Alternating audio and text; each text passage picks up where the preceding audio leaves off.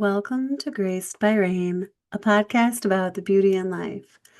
I'm your host, Elaine Shircliff. Welcome back, everybody. Thank you so much for your patience for me getting this up one day late. I got a new camera and I was playing around with it to make sure that I knew exactly how to use it.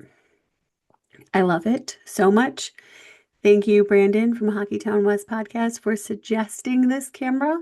Videos look so much better. Now, this episode typically would drop on Mondays, and Mondays are for the Griffins, where I talk about one thing that I found beautiful in the week before. I started this because it's the Griffins' 30th season. It's the AHL's 90th season. And both the team and the league are beautiful and full of passion, and they're not talked about enough, okay? The Griffins just were on a heater. They were 8-0 to start the season, best in franchise history. Now they are 8-0-1. They lost in a shootout against the Chicago Wolves on Sunday. However, they are on a 9-game point streak. And it took for them to lose for more people to talk about them, which is kind of a bummer because those first 8 games were just magic. I mean, even their loss wasn't that bad. This team is just special. But the point is, more people need to speak about them. More people need to talk about the minor leagues. There's so much good stuff down here, and I want to show you all facets of it, not just what happens on the ice. So, for the week of November 3rd through the 9th, I found one thing very beautiful, and it was Amanda Lagesson's article from the Grand Rapids Griffins Better Halves. It is the wives and girlfriends, or otherwise known as WAGs, of the Grand Rapids Griffins players. They do community work, and then they also share stories about the relationship they have with the players. And also you also get to know the WAGs a little bit better as well, which is nice. I love WAGs, okay? I just want to point that out really quick. When I covered the Monsters and the Jackets, I was lucky enough to meet many of the WAGs associated with the team. Now, while being a WAG has its perks, there is a lot of sacrifice that goes into being married to or dating a professional athlete. Some have careers of their own that have to be sidelined because of trades and travel. Some live with countries between them for multitudes of reasons, like visa issues, raising a family, or they're trying to pursue a dream and career of their own. And many pay with their privacy. That is the cost of being a WAG half the time. And unfortunately, WAGs tend to have to lead a transparent lifestyle, or else that's when the silly rumor mill starts, or people start hitting on your husband. You're like, whoa, he's got a wife. Although this team, they're married and they have kids. So if you're trying to hit on them, guess what? You're getting turned down because these guys aren't about that life. They love their wives and girlfriends. It's actually really cute. I love it.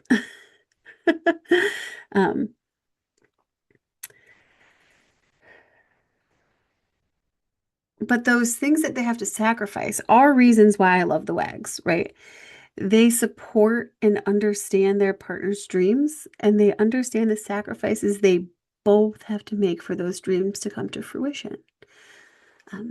Plus, most WAGs are incredibly humble and down to earth and love supporting the community. They love to support the community, whether it's through volunteering or raising money, being a patron of local businesses, or just chatting with fans. They love people, and they love supporting where they're at. Um, and I find that beautiful. Like you go into a town that maybe you don't know, it's not your hometown. You don't know how long you're going to be there. You don't have to invest into the town. You don't have to invest into the team, but they do. So many wags invest into where they're living at that moment. And I think that more people could learn from that aspect of who they are because it's really beautiful and they try to make every place they go better than they left it, which I love to try to do myself. And more people probably should. The world would be so much better if we did that.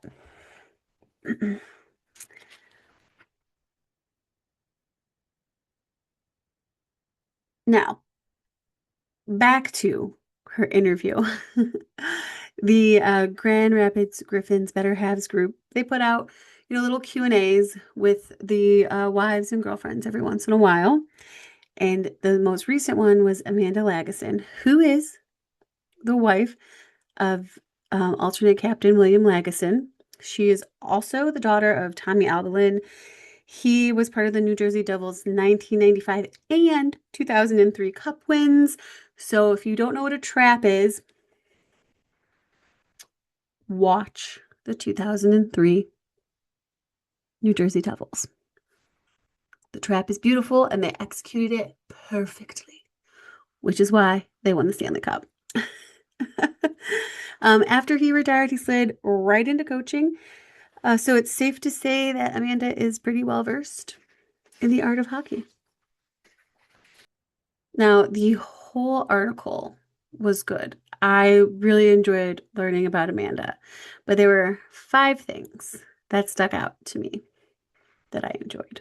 Number 5 is she pointed out that last season, her and her son Louis stayed in Grand Rapids while William was up in Detroit. And she was talking also about how she has her love of like redecorating and home renovating. They just bought a house in Sweden that she's been fixing up as well. But that also came into play with them moving all the time and also with him being up in Detroit and her being in Grand Rapids. So, when the season starts, she said, and I quote, "So that's the biggest thing for me is getting in here and making everything feel like home." And then she went on to expand in saying how important it is for her to be able to come home and feel at peace and calm.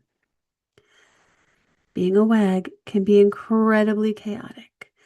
Like she said last season, they were in Grand Rapids and her husband was in Detroit. So they were traveling there to watch him play, living in a hotel, and then coming back to their home in Grand Rapids. And when you have a life that is chaotic like that, it is super important to have a home that isn't filled with chaos. It is super important to be able to walk into your safe space and feel at peace and calm, like she said. So I thought that was a good reminder to people that your home is your safe space and your home should not be as chaotic as your out-of-home life. Number 4, I love what Amanda does with Louis while William is on the road. They go on treat dates. She explained that when William is home, they eat very healthy. They lead a very healthy lifestyle. But much like me, she said, and I quote, "I like my snacks, my Cokes, and my goodies." Amanda, you're a girl of my own heart. I like my Cokes. I like my goodies. I love my snacks. But I love that she shows that these moments with her son are special. Dad being away doesn't have to be doom and gloom. For Louis, it gets to be like another memory with his mom. Like, going on a movie date with her, having some popcorn, living their best life. And then when dad comes home, it's an added bonus. But it's yes, he's missing from their life, but she's showing that they can still have fun and it's not as sad when he's gone, which it can be really tough when you are a dad on the road and your kids are away from you. I know it can be just as tough for the dad.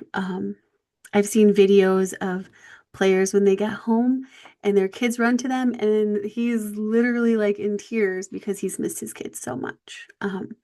So being able to create that healthy memory with her son is very beautiful. It's very beautiful.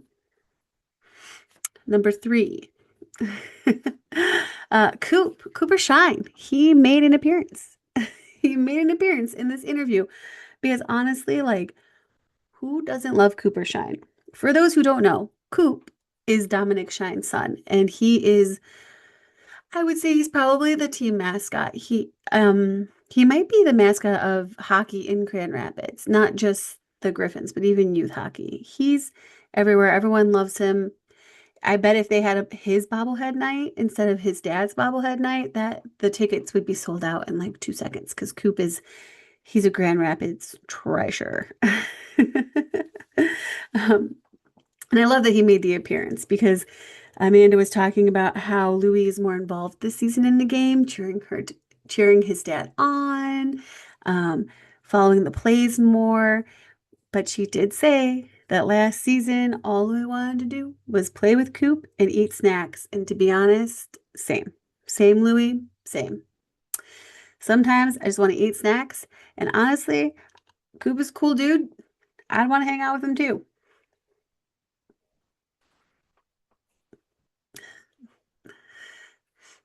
Number 2. In this article, she also discusses how she's always wanted to be a mom. I think I really loved the quote that she gave too, where she said, if someone asked me about my career plans, I always would be unsure of what I wanted to do.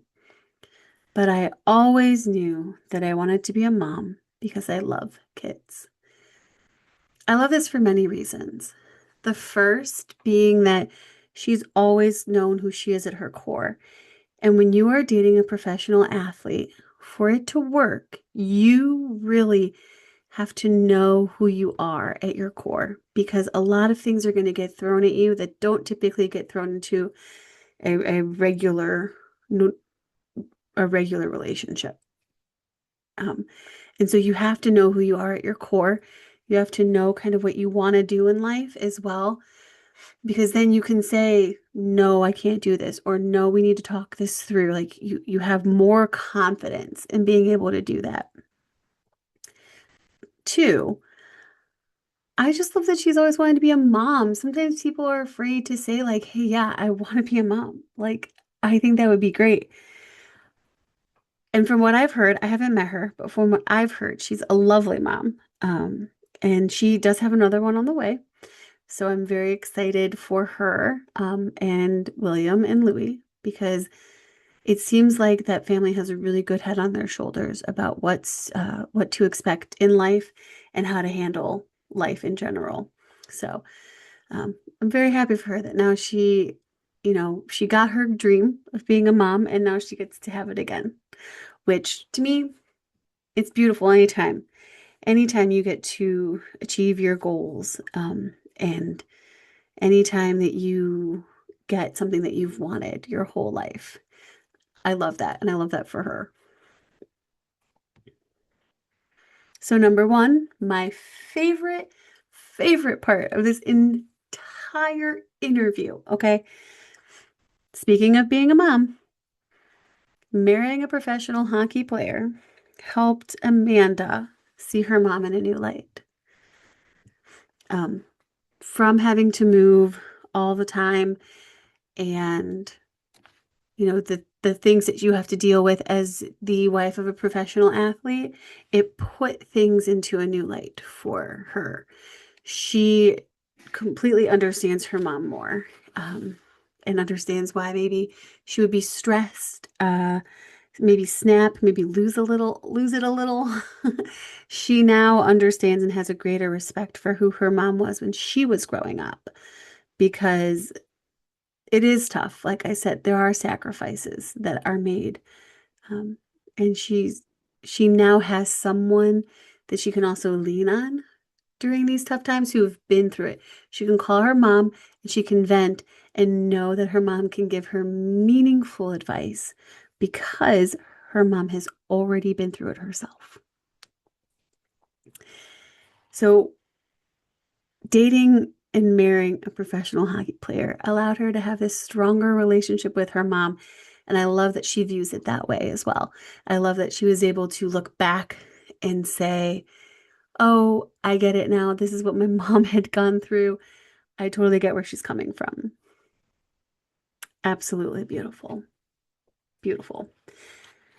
You can find this article on griffinshockey.com. I will link to it in the show notes because I really enjoyed it. I love getting to know the players and their families off the ice, because off ice does directly affect how things happen on the ice. And you get to know them a little bit better. You can pick their brain a little bit and you can see how they work. It makes interviews more fun too when you know what they may or may not be willing to talk about, or when you get to know their personality a little bit better too. It allows you to do some fun stuff with them and covering them. So I suggest checking those out. It's a good article, and the women will be out in the community here soon doing some community works, which I know that they'll be promoting that here soon. So I am looking forward to seeing what they do the rest of the season. All right, everyone. We're heading on to another week of fun for the Griffins. They have school day game Wednesday, and then one on Friday. So 2 games this week. Time to get that streak back rolling. So, all right, everyone. I'll see you next week on Monday this time. Come hell or high water. Okay? I will be here on Monday. And remember, be kind and love always. My theme music is One Light by Nick Wilkinson and the Featured Players. You can find their latest album, Live, Volume 1, on Bandcamp and Spotify. Live Volume 1 was recorded in front of a live audience on May 26, 2017 at Jilly's Music Room in Akron, Ohio.